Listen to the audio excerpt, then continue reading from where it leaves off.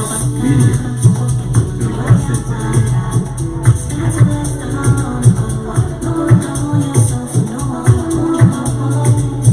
This is Blackwood Fan Radio, 21st century.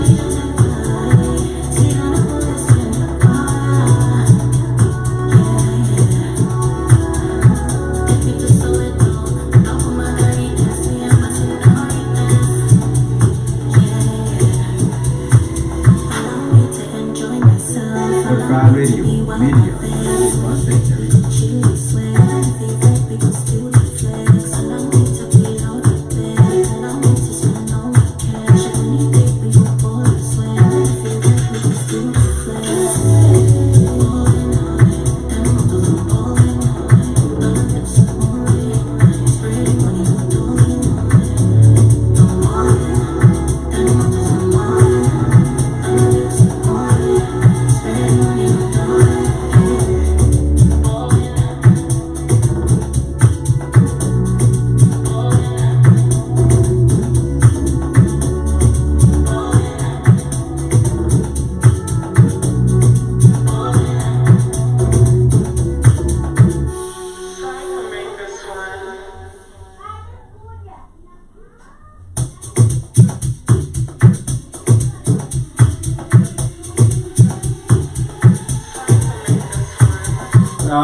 Hamzambo family, welcome to the Rhythm Scoop Show on the Blackwood Fan Network Media for the 21st century on the 18th day of November, the year 2021. I hope that all is going well with your morning. Of course, it's 4 minutes past 5 p.m. right here in Nairobi, past 5 p.m. right here in Nairobi. And we're hoping that you're having a wonderful day wherever you might be at. And of course, I hope that you are also in good health, because on the Blackwood Fan Network, we like to emphasize that your health is your wealth. If you're not taking care of your health, then you'll not be able even to enjoy your wealth. My name is Spikes, and we're looking forward to having an interesting show. We also do have a Kate and Zobi in studio. Yeah, you had that right, Karibuni Sana, and to the Rhythm Scoop Show right here on the Blackwood Fan Radio Media for the 21st century. It is another episode where we get to bring you entertainment, art, and culture as always, and we're looking forward to interact with you on our social media handles on Facebook at the Blackwood Fan Network Radio Station, on Twitter at the Blackwood Fan Network, and also on Instagram at the Blackwood Fan Network as well. In case you're joining us for the first time, Asante Sana, we also have an amazing website, which is the www.blackwoodfanetwork.com. Once you log on to the website, feel free to create your own profile and enjoy these amazing vibes. My name is Jovi. Karibuni Sana. Yes, yet another last day where we get to remind ourselves about TBT throwback stories, and today we shared some few stories on my show. Do go and look at our YouTube channel and see about kids story and Samuel's story on the African Diary Show. And okay, this is the Rhythm Scoop Show where we get to bring you matters of entertainment and art and culture. So I hope you'll get to enjoy this show. Keep it Blackout Fire. My name is Kate. And we're excited that you have chosen to take your time and join us right here on the show. Now, of course, like Ajobi did say, we are looking forward to engage with you on different issues that have to do with arts, culture, what's trending on topical on the continent of Africa. And of course, the month is moving pretty fast. I have seen people talking about what they had aspired to get into when they went to get involved in the month of November. But you still have a couple of about 11 days left into the month. And if you do not tarry, then we do say time waits for no man or no king. And therefore, you need to get your act right this particular month. One of the people that have been getting the act right happens to be Davido, or you might have called him David. His birthday was supposed to be yesterday, and he took to Twitter and he put his bank account on it, and he is to be yesterday, and he took to Twitter and he put his bank account on it, and he is acting his act right. People do know that Davido is a millionaire, and for all the other November babies that are trying to do the same, I would not really encourage you to do that. You might be giving your bank account and no one bothers to do anything. I always do see people during their birthdays talking about my M-Pesa is open. Of course, M-Pesa is a mobile money platform that you use right here in Africa, and they would say, okay, if you want to bless me on M-Pesa, please make sure you do and send through something. But for Davido, I understand that people from Nigeria sent him millions, and now everyone else is also trying to do the same. We have seen Don Jazzy also making a video saying, you know, my birthday is just 5 days after Davido's, so you better also do me something. And people have been attacking Don Jazzy and are also playing around with what was done by Adekele. His name, you know, is that David Adekele? Yeah. Davido, I think that's David Adekele right there. But I don't know what you think about the same Zobi. It's really impressive. I was really impressed as well, and I really didn't expect it. I just woke up and found out that Davido was trending all over all the platforms, and it is really amazing. And you get to see that you have an amazing fan base. With the people we can really rely on different matters, because I just pulled up a tweet and I've seen also many people like Talia Yando writing the 254. She's she's a presenter on matters of entertainment and reggae writing the 254, and she was saying that I should also do the same. Do you think like we should give, like, can you give a celebrity money? And I didn't see the response. I'm waiting to see the response of people, but it is really amazing when you get to see that you have really a strong fan base that really supports you, and you get millions, because he has gotten 160 million naira. That is a lot of money, and you can imagine he's already someone who has made it in life, but just having a fan base that really can support you, you know, you really know that you're really in a good position. That is really amazing to me. For Kitty, do you think he will be donating any of this money to any noble cause, or do you think he'll be? For me, I wouldn't be donating my even a shingle, a single shilling to this Davido. To Davido, because we know that he's rich, but trying to get money from people, maybe he was doing this for fun and see if he put his bank account there. He's not broke. He's not broke. We know he's not broke. So he was doing this for fun, only to be surprised by people's messages sending him money. Well, that was crazy. I didn't know that people could love a person that way. Because imagine. Now you know what is trending. A Rolls Royce is trending because he was given 114 million naira. And they were saying that this money was to help him clear his Rolls Royce from the port. And that is crazy, because in as much as you're trying to put out money and show someone love on their birthday, this is a millionaire. His dad is also a millionaire in Nigeria, but you will find people also putting their money towards that particular cause. Nonetheless, we shall be taking a short music break. And when we come back, we shall also be vibing more on what is happening around the world.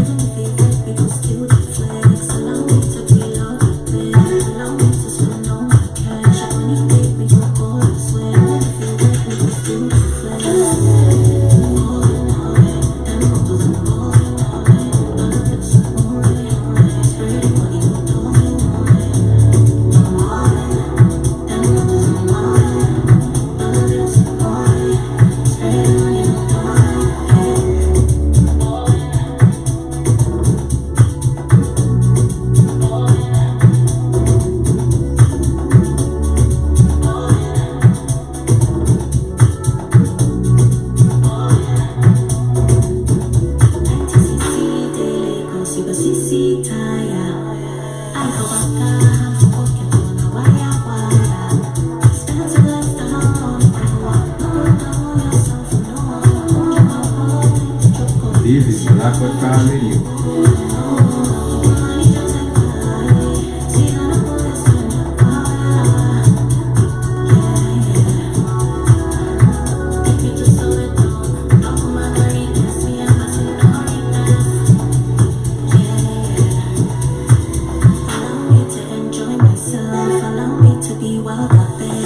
Yes, that is Atesh Kata, and I think she believes that her life is for the living. That is why she's talking about, the kind of good vibes that she's talking about in life in South Africa, life in Lagos as well.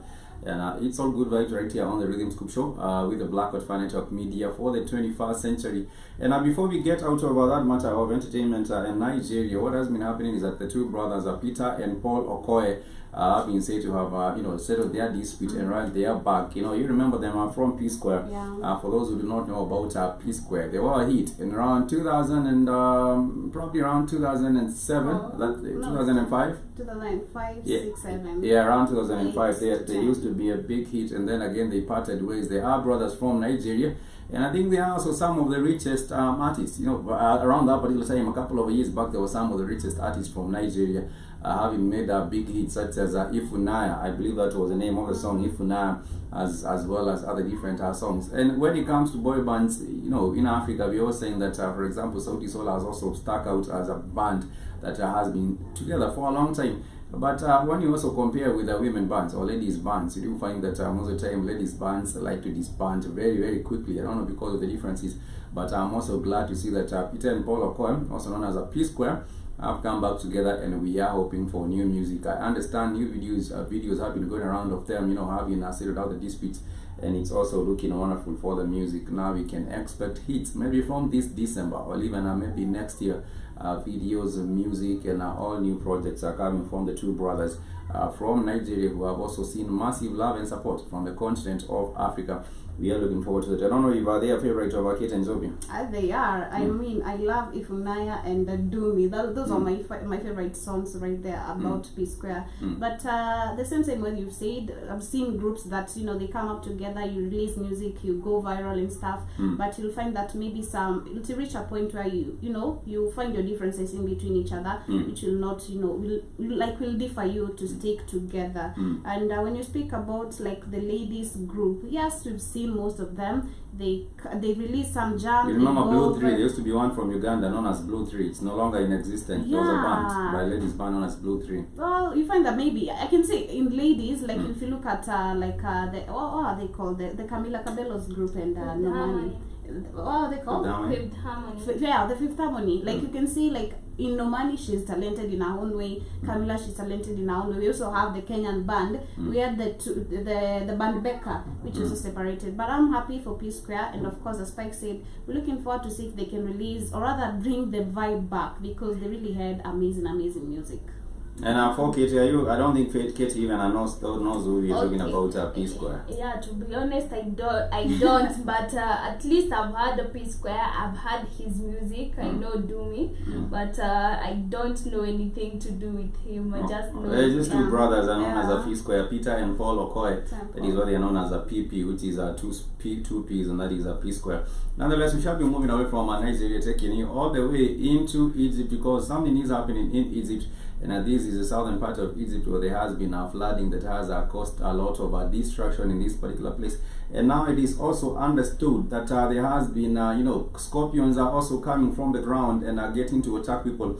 About 500 people have been hospitalized after this particular matter of the deadly floods in Egypt, which have destroyed homes and also flushed out deadly scorpions. This might sound like a story from story from a movie, but that is exactly what is happening. People getting bit by scorpions every other place in southern part of Egypt, which also is very close to Sudan. But let me play a little bit of this so you can understand what's going on with Sudan. In the southern region of Egypt, and it's crazy. It was painful. Because in the Aswan province are still counting losses from the floods that took place last weekend. 4 people were reported dead and over 500 hospitalized after suffering scorpion stings due to the floods. Some of the families say they lost everything from the flood incident. And there are many things buried under the mud, such as my bed, my hair conditioning, and all my things now under the mud. The Egyptian Ministry of Health said 4 people died when their homes collapsed in the rain and hailstorms. A total of 106 houses were washed away and more than 300 partially damaged, according to area mayor. The floods comes from the mountainous area of Western Desert to the village, which is the lowest area here, destroying the houses as all of them were built out of mud. The rain crushed the houses and flattened them. Nearly 60 houses were destroyed. We have more than 300 displaced. We are still counting, and the numbers may actually increase The whole area disappeared in the water. A similar incident. And that is natural calamities after natural calamities, because you would expect that when things are going bad and there have been floods, which is water also coming from the mountains, you would hope that you're trying to recover and salvage your items. But then again, even now, scorpions start to pop up to add on to the problem. It's like you're in a bad situation, and then something else also pops up and even make the situation even worse. But like you could hear, you would always think that in Egypt people are living in big, stone houses. But like this woman tells you, it's from mud houses. There's also a lot of poverty in Egypt as well, not just in other parts of the continent, but even Egypt itself. Earlier on the 54 corresponding show, was telling us that we do have Egypt being ranked as the best place to do business on the continent, but there is still a lot of disparity and inequality in the same country as well. But we do hope that people in the government also intervenes and also helps them sort out this particular issue from the destruction, and also give them some sort of assistance, for them to get back on their feet, which is very, very much needed. I always watch, there was a movie I used to see. It was known as a Scorpion King. I think it was known as a Scorpion King by Dwayne Johnson. And was it The Mummies? Was it The Mummies or Scorpion King? Yeah, that was a Scorpion King. And I thought, something like this would only happen in movies. But The Rock, of course, did show this particular. It was in a desert, so I would understand that even Egypt being a desert, we would have these scorpions, and the water, being too much, going into the ground. Some of them would just come up, and now the people have become casualties. But I also understand the people living in the desert, they probably know ways in which they can cure themselves, or in which they can get the antidote. Some of them might die for lack of the attention or quick attention, but I also do know that many of them would also be getting help, because they are local doctors. I would not say, like, even for those who might not be able to make it to the hospital, I know that they might find ways of actually getting treated. And Keith, you said I expect got beaten. And Camille after why is Katie looking like her mother is going to put her outside to sleep? I don't know why she's looking like her mother is going to put her outside to sleep. But nonetheless, we are glad and we are hoping that everyone is also having a wonderful morning so far. It's 19 minutes past 5 p.m. right here in Nairobi. And we also do have some other interesting stories and news coming from around the continent of Africa. Even we talk about what is happening with the tour by the state, the Secretary of State, the U.S. Secretary of State, Blinken, right here in Kenya, and what he might be doing in Kenya, Senegal, and Nigeria as well. We shall be letting you know more a little bit about that once we come back from the short music break. Remember, this is a Black Hot Fire Network media for the 21st century, and it's always a delight to have you tuning in. You can also interact with us on social media. We are on Facebook, we are on Twitter, we are also on Instagram as well. Just search for the Black Hot Fire Network, you'll find us there. You can also interact with us. This is Don Kingston. The name of the song is Pamuzimu, all the way from Lusaka, Zambia. Once again, let us know also your thoughts on this particular jam. It's brand new, and it's probably getting played in Kenya for the first time right here on the Rhythm Scoop Show.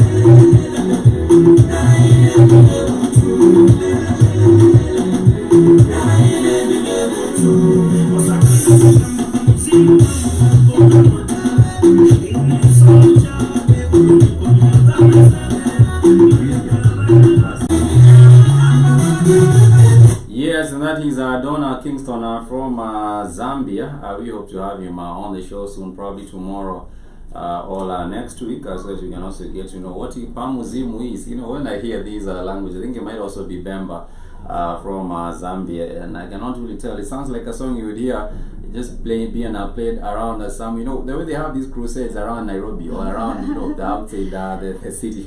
You would hear a song like this. I know, right? Getting played somewhere. I always say these are the songs you grew up you don't want to listen to. You know, it's jamming. It's from it sounds like Ugandan music. If you have been used to listening to Ugandan music, you know, the likes of Radio and Weasel. We also do have other artists from Uganda that makes almost similar sounds, almost similar music like this. And of course, that is what's going on with the music right there. Don Kingston, the name of the song is Pamuzimu, and like he said, we also do hope that we can have Don Kingston also representing for the expression with the Blackwood Fan Network Media for the 21st century, probably tomorrow or on next week by Wednesday. We shall be setting that up so that we can also know what the music is about, and how has his journey been so far recording music from Lusaka, Zambia. Welcome back to the show, and I'll be glad that you are tuning in. It's always a delight to have you listening in and also engaging with us on our social media. Like I said, kwenye Twitter unaweza tupata pale, kwenye Facebook unaweza tupata pale, kwenye Instagram unaweza tupata pale, na tunatumai adhuhuri yako inaendelea vizuri. Is it alasiri or adhuhuri? This is alasiri yako inaendelea vizuri, and we are welcoming you back to the expert. Adhuhuri? Yes, no, adhuhuri is not. Adhuhuri is not. Alasiri is journey. We are in alasiri right now. Yeah. No, I can bet on that. I can actually bet on that. Alasiri is journey, but adhuhuri is non-time, so I can bet on that. So Algeria is money in the morning, yeah, early in the morning. But we are glad to have you on the show. And Keith, thank you so much for joining us. Keith was just about to get sent out to stay outside the house. Good afternoon. Good afternoon. Good afternoon. Ladies and gentlemen. Good afternoon. Hey, I appreciate Joby's honesty. Joby said it sounds like a song you don't want to listen to. I know. That is how it's on the Zambian. I don't know why people have not been used to, they have not interacted much with Zambian artists. And maybe you ought to ask people on the streets, name me 2 Zambian artists you know. Zambian artists is not there like Nigerian music is. And that is what I was telling the lady yesterday. You know why, Spike? Yeah. Because we tried to talk to that girl yesterday and she got mad. If you put out average music, Spike, no one cares. You can't put out average music, think it's good music. And can't no one be honest with it. That girl did not sound as good as Joby. I'm gonna be honest. I wasn't trying to. I wasn't being rude. I was not attacking her. Hey, She young lady. actually said put the show down, and I put the show down. Yeah. Because if you can't take constructive crit, like when I play with Joby and Katie, they want to prove that they're good, right? That's the nature of someone who actually wants to prove, hey, I'll prove you wrong. What do you mean I can't sing? What do you mean I'm not good? When you put out average work, and that work was below average, I'm just being honest with you. Like, it's not going to get out of Zambia, and no one wants to hear it. It's like, especially when you got superior talent coming out of Kenya, coming out of Nigeria, coming out of South Africa. No one cares about Zambia. Those big average ass music. Those are the main powerhouses. So when it comes to music, I was saying that we have a piano in South Africa. We do have is it called Kumasi or something? It's a kind of music that is coming from Ghana. Yeah, from Ghana. And we also do the production value. That's why the Kenyan production music is beautiful. Music is good. Nigeria is good. It also depends on the investment that is going into the world. The investment, you know, Kenya and Nigeria and South Africa, there is an investment when it comes to production. Not for all artists, of course. You'll find some bad music as well. But for the artists who are representing the world, there is a good investment. Yeah, I'm from the music that makes it out of Nigeria, not the good music. Everybody has a chance to hear. And also the Congo. Congo makes really good music. Surprising. Congo makes really good music. But the production is good and people can actually really sing. You can't put average work out there. Think you're going to compete and say, well, I would hope people would listen to me. No, your work is average. Not good. What should be done? What should be done is also motivating the same to also do better. And I think that is the way the thing we put it out was tanking. but we should have just asked her to do a little bit better, and that would be for me much better. She would be able to also go back and do much better. But anyhow, moving away from that, I shall be talking about what is happening with Sudan. In Sudan right now, there has been a call by the finance minister who is calling for international aid, and of course Sudan has its own problems because of the political instability in the country, and there is one of the few. Is this the guy part of the old government, or is he part of the damn military? He's from the old government. You remember there was a transitional government, and the prime minister was arrested, and they also arrested some of the ministers. So this was minister from the old government. They don't have control of the country. The military does. I want to see money. You don't got control of the country.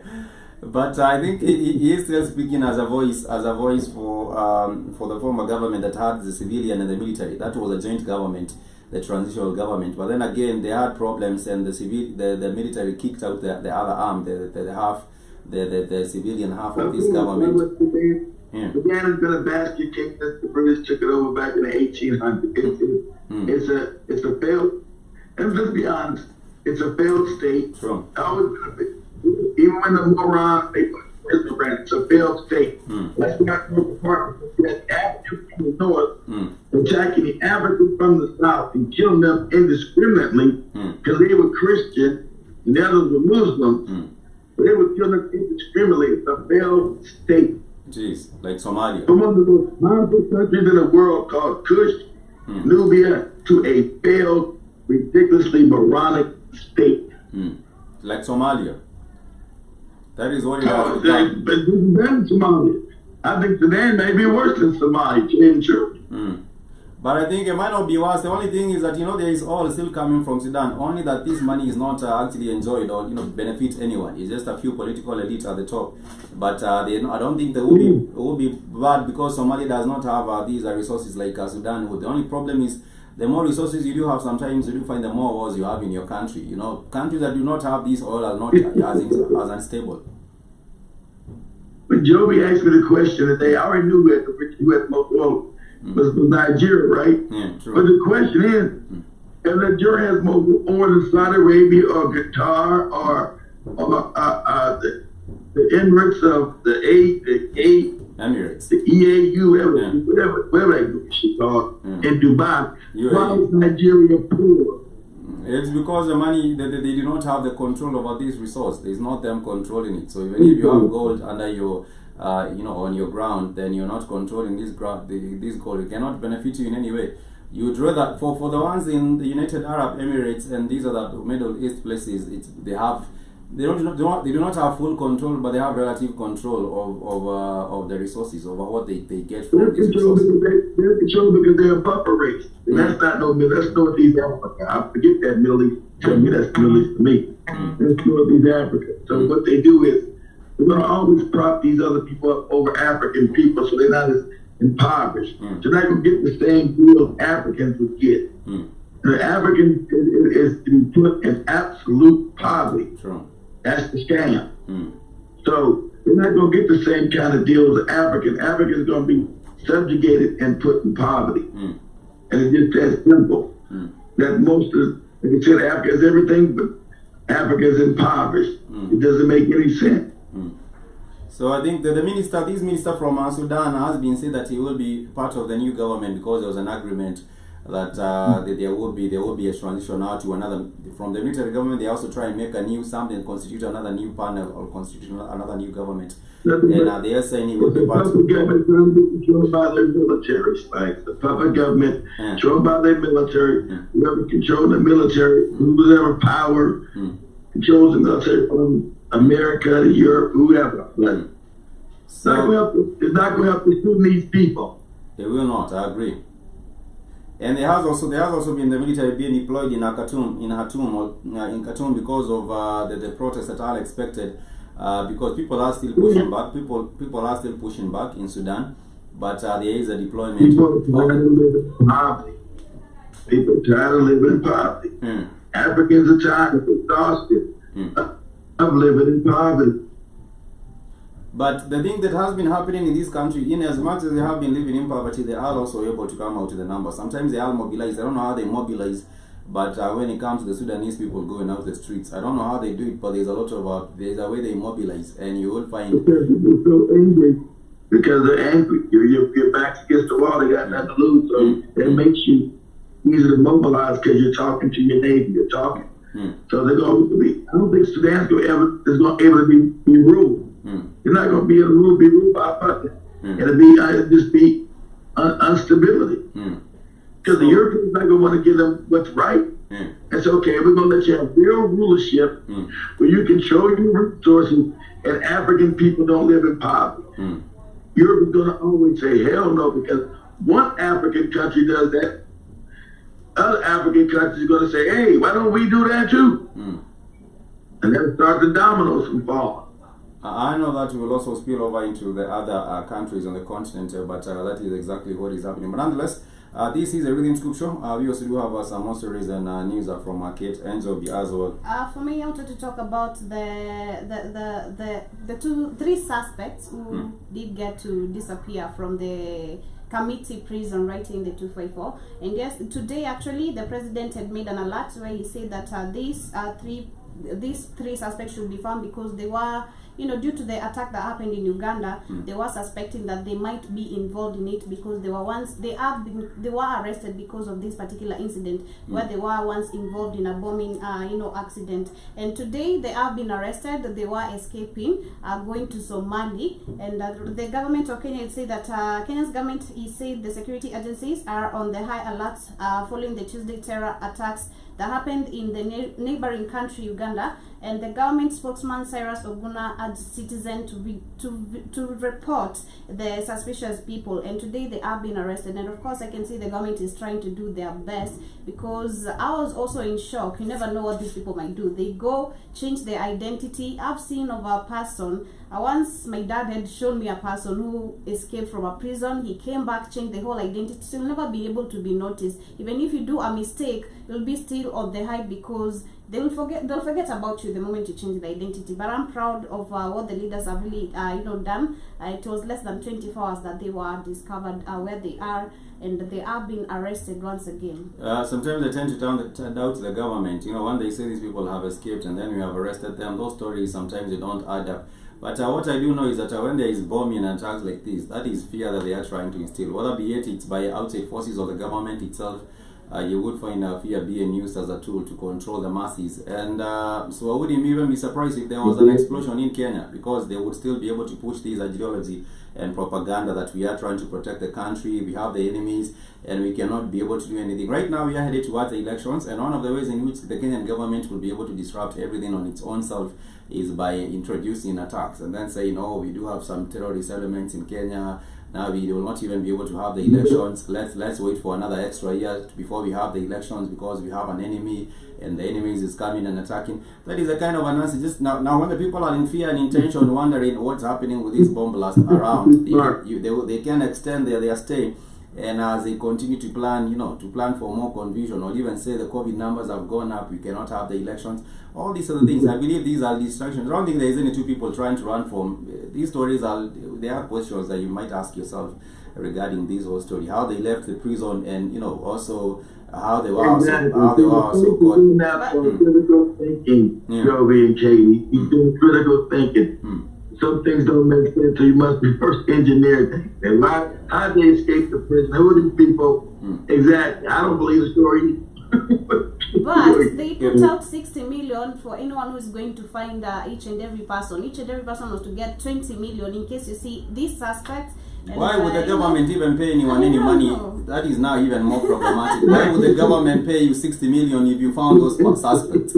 It now shows that they want to add some media attraction to this story. That is exactly why you will be putting 60 million. If you see these suspects, please, we'll pay you 60 million. And that is the government telling you, if you see this, that story is also, there are questions. There's some. I don't believe it because they could have took 60 million Kenyan shillings like a fill of cake and put up a reverse osmosis plant over there between Somalia and Kenya and give people water in that area. Yeah, the county that Katie was talking about, Wajir, which is in northern eastern part of Kenya. But they will not do that. They have the 60 million to give people who find these fugitives or these people that have escaped. But they do not have the 60 million to go and buy some reverse osmosis or plant, which is nonsensical. But anyhow, this is just a way of trying to get media traction towards the story, and then sway public opinion. And then after that, they can say, you remember the people that did escape, some of them have been involved in a plan, an attack against the government. And now we are focused on, fighting terrorism. That is our number one agenda. The elections can even come up later. But anyhow, that is my thinking, and we'll be looking forward to seeing what other stories they come up with. Because if the public do not use their thinking, you'll find people thinking that they are enemies, and we are being attacked from all the sides. And now this is what we need to do. These are the different kind of shambles. But nonetheless, we also do have a story from a kid. Yes, and I remember Joby telling us about the story of people who attended the Adekulen Gold Gold event on a concert on it was on Saturday, weekend, during the weekend on Saturday, where people got stabbed, other got raped, other their items were stolen. Their items were stolen, and wait. Now, so when you're saying that let you know. See, I wasn't wrong when you guys asked me when I said I was going to Detroit, and I said, hey, I didn't want to be sad. See, Go on, Kitty. Okay, so there was this boy, man, let me call him a man, or he's a guy who came up to the Twitter and wrote some words, and he also, a social media user going by the name at McClandy took to Twitter the day after the concert to say that his lady friend was assaulted at the packed event, and he continued on in saying that whoever raped my friend at the Kulen concert parking lot, may you never find peace, may you never know peace. And to the ladies who helped me, he's saying he's thankful to the ladies that he's helping who helped him to take the friend to the hospital and calming her down. But he's also seen mentioning a certain hospital here in Nairobi called Nairobi Women's, and saying that when he took the friend to the hospital, the doctors told him to go back with the friend, and then they come tomorrow in the morning. Imagine you are in a situation, you've been raped, and then when you go to the hospital to seek medical attention, the doctors just tell you go home and come tomorrow. Yeah, it is crazy. And the boy was. That might be because they don't have enough. They might not have enough doctors on staff. Spikes is clearly shown there's not enough doctors in Kenya and other African countries and staff enough. That probably they didn't have enough doctors on staff to address that, because rape is serious. It's serious. It's not just because rape is a crime of violence. Not just a crime of sex. It's a crime of violence, and it traumatizes the woman. Yeah. So they might not have the necessary staff, Katie, to deal with that, because rape is a very serious crime, and it's mentally it mentally breaks women. It's not a crime of sex, it's a crime of power and abuse. It's a thing of power. It's crazy. I can imagine being a woman and being raped. I just don't know how you deal with it, because it's psychological. The situation even in other places such as India is crazy, and South Africa. But I would just like to say, India, they rape you on the bus, Mike. India, they rape you on the. You might be riding around on the bus, and these men will rape you on the bus, and then they'll blame the woman for being for their own rape. Yeah, and then some societies are crazy. That is how things also get to operate in India. For me, I was saying I'm too old school. When I get to a concert and it's all packed, I will not be staying there for a minute longer. I would just be going back to wherever I came from. I'm like you, I think something bad. I choose not to be staying. But I think sometimes it's also lack of knowledge, like information. because you are a doctor and you are put here to do this particular work. I'm relating the same story that I was still talking about, whereby this woman was raped in Tanzania some time back in front of her children, and when she went to report in the police station near in Tanzania, because they were calling her refugee, she never got help because you don't have any passport, you're not supposed to be here, how are we supposed to believe you, you don't have any evidence. Like, it's lack of information, not being able to understand, the knowledge, like how this person, how the victims really get to feel, But some of them are just not to get to help. I think that's exactly right. That's right. We're not to help. A lot of ignorance, and they don't know what to do. A lot of people don't know, and they don't want to look stupid. We don't know what to do, get you raped. What do? Yeah. We don't got the necessary, we don't have the necessary equipment or the resources to even help you. So we're going to attack you and say, you're a foreigner here. We don't know what to talk about. I think that he's also trying to move away from, get themselves, just run away from the responsibility of assisting or giving any help. But nonetheless, I want to go into the matter of our refugees, and there has been a new legislation that has been made in Kenya. We all do know that in Africa we do have a big migrant and a refugee problem because of the conflict, internal and external conflict. Yeah, internal and external conflicts. And of course, there are a couple of things that we need to know when it comes to Africa as refugees. We do say that the second largest number of refugees in the world are in the sub-Saharan Africa, with almost... And the first thing, I'm going to say this. Joby just said it. There are no refugees in Africa. These fake-ass borders made up by our enemies. I don't care where you go in Africa. I don't care if you're sitting in South Africa and you came to Kenya. Those people were your family. The further you go back, there are no refugees. And see, since white people have created these puppets, no matter where you go as an African person, you are not a refugee nowhere. Because the continent belongs to you. There were no countries in no damn Africa. There was no Kenya, Tanzania, none of these wacky ass borders. So Africans moved freely, and they wouldn't consider no refugees no matter where they went 150 years ago before this fake ass Berlin Conference. But the problem is the conflict. The problem is that because of these instabilities in different nations, like we have talked about Sudan, Ethiopia, go to other different parts in West Africa, Burkina Faso, Mali, all these wars that have come about because of the internal conflicts, that even external conflicts have resulted in the displacement. Go on.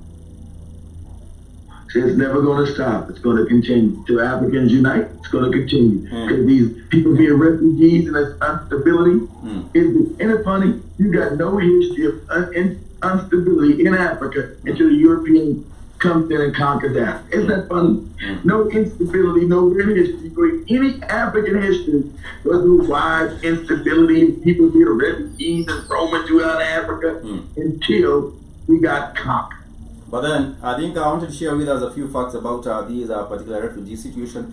And one of them is that we do have over 6.6 million refugees, and they do have 2.4 million coming from South Sudan. We do have 1 million